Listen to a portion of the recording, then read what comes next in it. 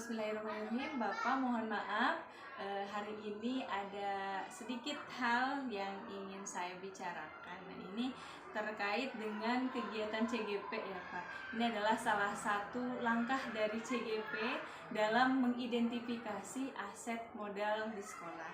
Nah, kebetulan di LK atau modul 3.2 itu kita sedang mempelajari tentang pemimpin sebagai pengelola sumber daya. Nah, seperti itu ya Pak.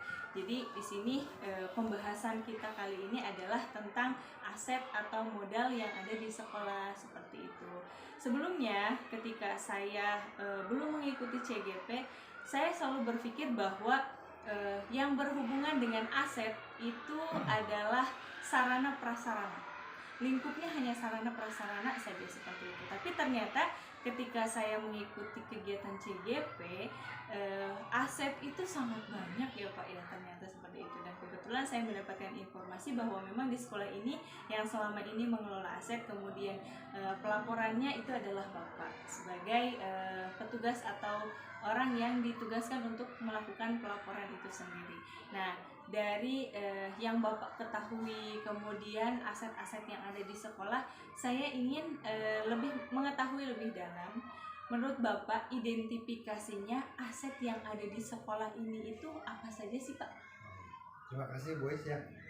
Baik, mungkin saya akan menjelaskan tentang aset yang ada di sekolah SD Negeri Cikidang. Yang pertama itu dari modal manusia ya. Modal manusia bahwasannya yang terdiri dari satu kepala sekolah dengan kualifikasi S2, kemudian 12 orang guru kelas dengan kualifikasi S1 sudah 100%, dan 4 guru mata pelajaran 100% juga kualifikasi S1. Kemudian ada satu tenaga kependidikan dengan kualifikasi S1, cakupannya yaitu operator sekolah serta administrasi kepegawaian penunjang pengorganisasian kegiatan kepala sekolah.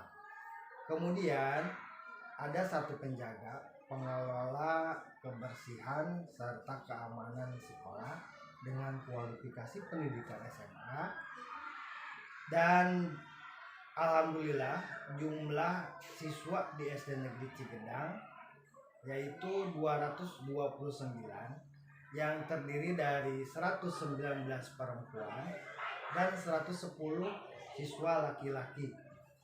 Kemudian ada juga mitra, kami membuat mitra yaitu dengan komite sekolah, organisasi komite sekolah, yang mana di dalamnya itu unsurnya terdiri dari perwakilan dari orang tua siswa.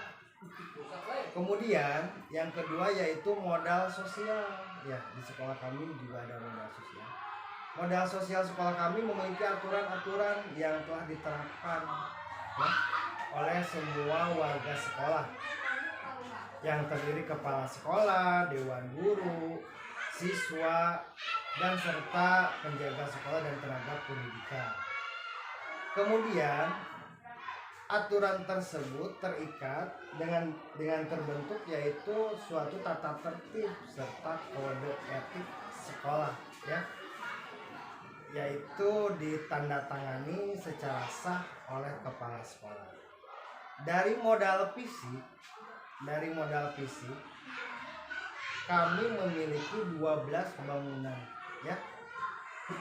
Bangunan yaitu bangunan ruang kelas yang terdiri dari, menurut keadaannya, 5 ruang kelas keadaan baik, 6 kelas dengan keadaan sedang, dan 1 kelas dengan keadaan rusak sedang.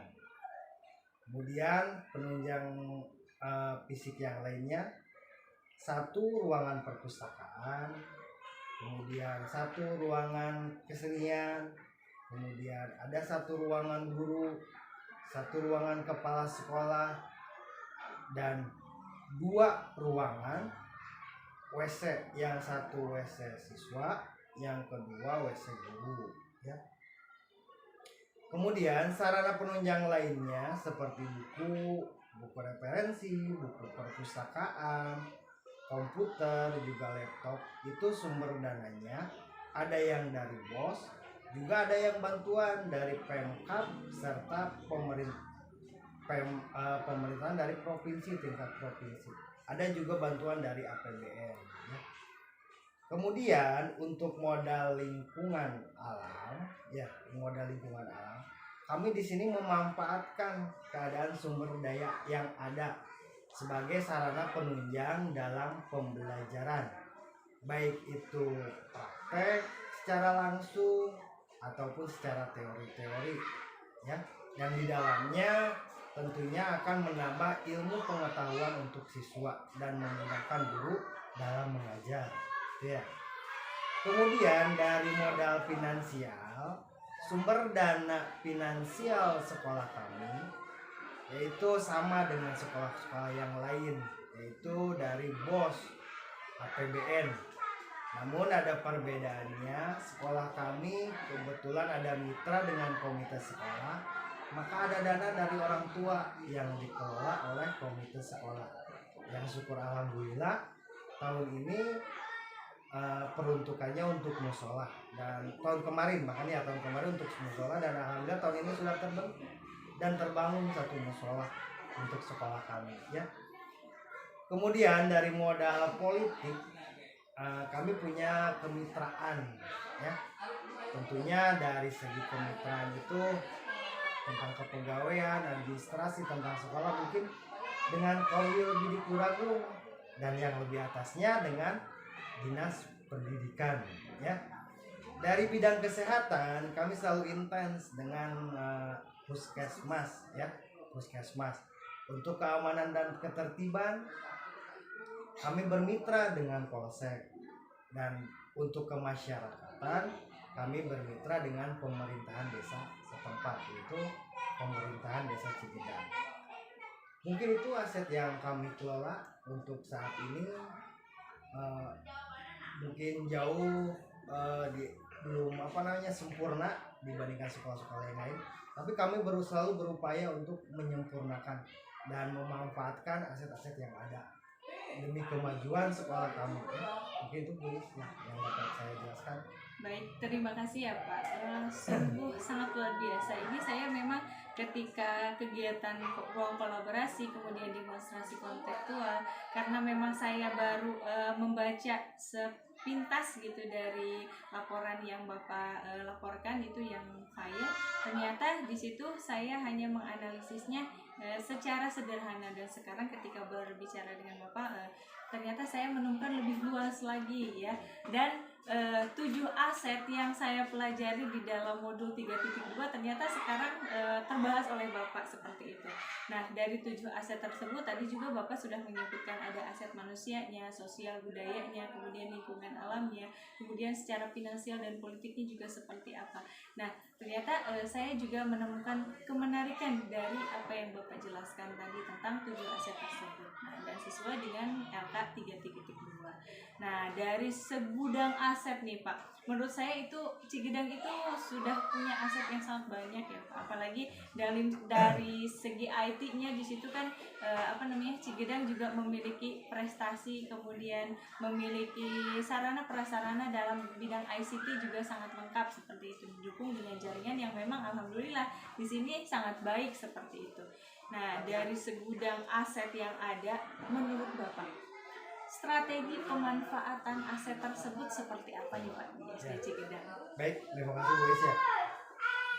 Strategi yang kami lakukan sampai saat ini mungkin jauh dari kesempurnaan ya. Dari strategi itu kami di sini hanya memiliki baru memiliki 3 strategi, belum mengembangkan strategi-strategi yang ada. Strategi yang pertama, kami di sini yang satu itu pembentukan tim aset sekolah, di mana di dalamnya dalam pembentukan tim itu ada beberapa unsur. Satu, kepala sekolah sebagai penanggung jawab, kemudian guru sebagai ketua tim, dan unsur lainnya yang terdiri dari komite serta pembina dari pengawas gitu ya. Yang kedua, setelah tim terbentuk, kami bersama tim membuat program kerja tim, ya, membuat program kerja tim, di mana di dalamnya program kerja tim itu bekerja target dalam 1 tahun, yaitu ada perencanaan, pelaksanaan, serta evaluasi. Dan setiap tahun kami selalu mengevaluasi dari tim-tim kerja tim tersebut, ya, bersama di kepala sekolah, ya. Kemudian hasil dari kerja itu terbentuklah suatu pendataan dan penginventarisan, ya, yang ada berupa sarana dan prasarana. Mungkin baru sampai situ, belum jauh dari kesempurnaan. Harapannya adalah ke depan kami di sini bisa mengembangkan strategi sehingga apa yang diharapkan dalam pengelolaan aset di sekolah kami ini sesuai apa yang diperintahkan atau diamanatkan oleh undang-undang. Itu semua. Oke, Bapak. Terima kasih Bapak. Sudah sangat terprogram dengan baik ya Pak sebetulnya dari pertama dibentuk kepengurusan, memang itu nanti akan melimpahkan tanggung jawabnya ya, sebagai pengurus memang harus memiliki tanggung jawab untuk membuat program itu sendiri. Kemudian nantinya ada evaluasi dan untuk membentuk sebuah tindak lanjut mungkin ya Pak, supaya si aset yang ada di sekolah itu tidak hanya terbengkalai begitu saja seperti itu. Jadi memang ada pelaporan secara realnya seperti itu. Kemudian itu nantinya akan menjadi bukti fisik ya, bahwa memang sekolah SDN Cigedang ini memiliki aset, kemudian strategi pemanfaatannya juga sudah terbentuk dengan baik. Nah, oke, mungkin harapannya mudah-mudahan bisa terwujud dengan baik ya Pak. Dan setelah saya mengikuti kegiatan CGP ini, ketika kemarin demonstrasi kontekstual di situ dibahas, ternyata setiap modal-modal yang ada di dalam 7 aset tersebut memang dianalisis secara strategi masing-masingnya gitu. Apalagi salah satunya dari sumber daya berbentuk manusia. Nah, itu karena memang SDN Cigedang ini kan terkenal dengan slogannya Cigedang berprestasi seperti itu. Amin. Mudah-mudahan hal itu akan membawa hal yang lebih baik, karena memang kita kan di sekolah ini banyak muridnya, makanya akan banyak potensi-potensi yang bisa kita gali, khususnya kita sebagai guru ya Pak. Otomatis guru juga SDM-nya memang harus terus berkembang, mungkin bisa dengan mengikuti pelatihan-pelatihan atau mungkin juga bisa ikut kegiatan CGP seperti itu ya Pak. Baik Bapak, terima kasih atas informasi yang telah diberikan, dan semoga SDN Cigedang ini dapat sesuai dengan slogannya, yaitu SDN Cigedang berprestasi. Terima kasih Bapak. Ya, sama-sama Bu.